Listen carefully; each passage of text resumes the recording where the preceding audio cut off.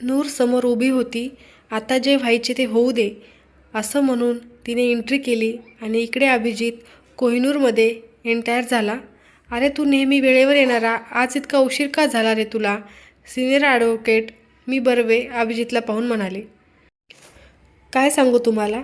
तुम्हाला एक वॉर्निंग देतो. 7:45च्या दरम्यान घाटकोपर ते अंधेरी मेट्रोतने अजिबात ट्रॅव्हल करू नका. तिथे तुम्हाला एक सायको मुलगी भेटू शकते. अभिजित त्यांच्यासमोर बसला म्हणाला. सायको मुलगी? काय झालं? बर्व्यांनी आश्चर्याने विचारलं. शी वॉज कम्प्लिटली क्रेझी. तिने पार मवाले करून टाकला मला. अभिजित चिडून म्हणाला. तुला? का? बर्वे, मला नाही माहीत. तिने सगळ्यांसमोर लाज काढली माझी, मी काहीही केलं नसताना. अभिजित डोकं पकडून म्हणाला. तू आधी शांत हो. हे घे पाणी पी. अभिजितने ग्लास ओठाला लावला. आणि इकडे त्याच्या मागेच थोड्या अंतरावर एका टेबलवर अनघा आणि शुभम बसले होते. अनघा आता आली तेव्हा समोर तिला शुभम आणि त्याच्यासोबत एक मुलगी गळ्यात गळे घालून फिरताना दिसले. दोघांची पाठ असल्याने तिला त्या मुलीचा चेहरा दिसला नाही. ती तशी स्तब्ध उभी राहून त्यांना पाहत होती. धक्काच बसला तिला. मधूनच शुभमचं तिच्याकडे लक्ष गेलं आणि तो त्या मुलीला परस्पर पाठवून अनघासमोर येऊन उभा राहिला. आणि आता ते समोरासमोर बसून बोलत होते. बोल, आता काय बोलायचंय तुला? एक्सप्लेन कर. त्याच्याकडे रोखून बघत अनघा म्हणाली. माझ्याकडे एक्सप्लेन करायला नाही आहे, पण मी ॲक्सेप्ट करतो की माझी चूक. मला अजूनही तू आवडतेस. मी पुन्हा असं नाही करणार. शुभम कॅज्युअली म्हणाला. तुला मस्करी वाटते का ही सगळी? अनघा चकित होऊन म्हणाली. मग तूच सांग, मी काय करू आता? शुभम शांतपणे म्हणाला. Try to be serious and honest your jerk. अनघाने जोरात टेबलवर हात आपटले. तिच्या हाताच्या मुठी आवळल्या गेल्या. हे बघून Anu, it's just a one night stand. Shubham निर्लज्जपणे म्हणाला. सी अनु, आय एम अ यंग. होतं असं कधी कधी, पण जाऊ दे यार, एवढं काय त्यात? मुलांच्या पण काही गरजा असतात. सोडून दे ना तू. We are still in relationship. तुला असं म्हणायचे की तू मुलगा आहेस म्हणून मी हे सगळं चालून घ्यावं? Okay, let's make it fair then. मी पण यंग आहे. मी पण घेणार वन नाईट स्टँड आणि त्यानंतर तुझ्याशी ब्रेकअप करणार. संतापाच्या भरात अनघा वाटेल ते बोलून गेली. सिरियसली? तू मुलगी आहेस अनु? शुभम हसत म्हणाला. So what? आता माझ्यासमोर जो मुलगा येईल त्याच्यासोबत जाणार मी. त्याच्यासोबतच असेल माझा one night stand. Just wait and watch. Challenge करून अनघा मागे वळाली. खूप अपमानित झालेली ती आणि रडवेली झालेली. असं काही होईल असं तिला कधीच वाटलं नव्हतं. रडून डोळे लाल झालेले. त्यातच मधूनच तिचा तोल गेला आणि ती पडली. कोहिनूरमध्ये सगळे त्यांच्याकडे पाहत होते. अनु कशीबशी उठली. आता कोणीतरी यावं त्याने आणि मला इथून बाहेर घेऊन जावं असं वाटत होतं तिला. ती तशीच खाली मान घालून उभी राहिली. एवढ्यात एक तरुण तिच्यासमोर येऊन उभा राहिला. तिने मान वर करून पाहिला.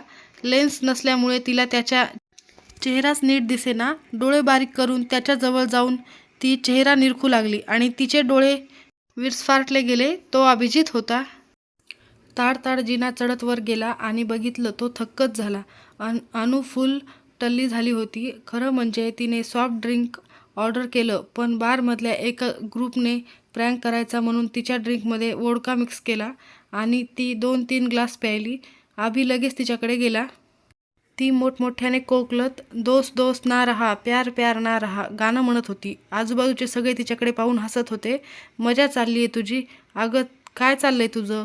इथे काय करतेस? हे बघ, तुझं वॉलेट राहिलेलं टॅक्सीत, हे घे. अभिजित वॉलेट पुढे करत म्हणाला. अनुने त्याच्याकडे पाहिलं. तिने ओळखलं त्याला. अरे आलास तू? अनुने पुन्हा बत्तीशी काढून विचारलं. बरं वाटतंय मला ओळखीचा चेहरा बघून. बघ ना, कुणालाच मी नकोय. ना कुणाचा मेसेज ना कॉल. एकटी पडलीये मी. असं म्हणून अनुने भोकाड पसरलं. ग्रेट, आता हेच बाकी राहिलं होतं. अभिजित सुस्कारा सोडत मनात म्हणाला आणि तो तिच्यासमोर बसला. अनु सोफ्याच्या खाली जमिनीवर अस्ताव्यस्त पडली होती. झोपेतच आनंदाने ती आळस देत लोळत पडली होती. एका रात्रीसाठी माझा बॉयफ्रेंड होशील? आदल्या रात्रीचं हे तिचं वाक्य आठवून अनु खाडकन जागी झाली. शुअर, आवडेल मला. अनु शॉक लागल्यासारखी उठून बसली. हळूहळू तिला एक एक गोष्ट आठवू लागली. अभिजित तिला बारमधून कसंबसं ओढत बाहेर घेऊन गेला. अनु अजूनही नशेतच होती आणि काहीतरी वेड्यासारखं बरळत होती.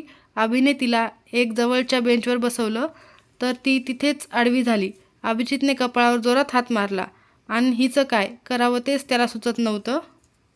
अभिजितने तिला बसवलं आणि विचारलं, तुझं घर कुठं आहे सांग मला. उत्तर द्यायचं सोडून ती नुसतीच फिदी हसत होती.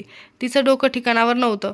अभिजितने तिचा चेहरा दोन्ही हाताने धरला आणि तिला शुद्धीवर आणण्यासाठी तो जोरात ओरडला, वेकअप अनु वेकअप. शुभमने तिला हाक मारल्याचं लक्षात होतं त्याच्या. मी जागीच आहे, मी कुठे झोपले वेकअप म्हणायला. अनु खिदळत म्हणाली. आता मात्र अभि वैतागला. तुझं घर कुठं आहे सांग मला पटकन. तो तिला गदागदा हलवत म्हणाला, ते माझं घर नाहीये, भाड्याचं आहे. पण माझ्याकडे पैसे आले की मी घेणार घर. अनु दात विचकत म्हणाली. अभिजित जाम वैतागला होता. कुठून फसलो यात असं झालं त्याला. तिला एकटीला या अवस्थेत सोडणं त्याला बरोबर वाटत नव्हतं. त्यामुळे नाईलाजाने तो अनुला सरळ आपल्या घरी घेऊन आला. अभिजितचा मोठा वेल फर्निश्ड बंगला होता. त्याने तिला आधार देत घरी आणलं आणि सोफ्यावर झोपवलं. एवढं सगळं झालं काल. अनु डोळे फाडून फाडून विचार करत होती. 1 मिनिट, रात्री काही झालं तर नसेल ना. या विचाराने ती जोरात किंचाळली आणि हातपाय झाडत पुन्हा जमिनीवर पडली आणि पुन्हा ताडकन उठली. झिंजा उपटून उपटून ती इकडे तिकडे पाहू लागली. आता फक्त इथून बाहेर पडायचं एवढंच तिच्या डोक्यात आलं. अभिजितची चाहूल लागलीये का ते बघत बघत ती हॉल, किचन, गेस्ट रूम फिरून आली. पण तो नव्हता तिथे. हॉलमधूनच वर जायला जिना होता. ती दबकत दबकत पायऱ्या चढली आणि कुठून त्याचा आवाज येतोय का ते पाहू लागली. वर बेडरूमच्या बाहेर कॉमन वॉशरूममधून तिला शॉवरचा आवाज ऐकू आला. तिने दाराला कान लावला आणि तो आत असल्याचं कळून ती 4 पावलं लांब पळाली. आता तो बाहेर आल्यावर मी त्याच्याशी काय बोलू, कसं बोलू. या सिच्युएशनमध्ये मी त्याला सॉरी म्हणायचं हवं की थँक्यू. अनु पूर्ण गडबडली. तिचा चेहरा तोंडात मारल्यासारखा झालेला. अभिजित वॉशरूममधून डोकं पुसतच बाहेर पडला. वॉर्डरोबमधून तो कपडे काढायला जाणार तोच त्याला हँडलवर लावलेली स्टिकी नोट दिसली. थँक्यू लिहून अनु निघून गेली होती.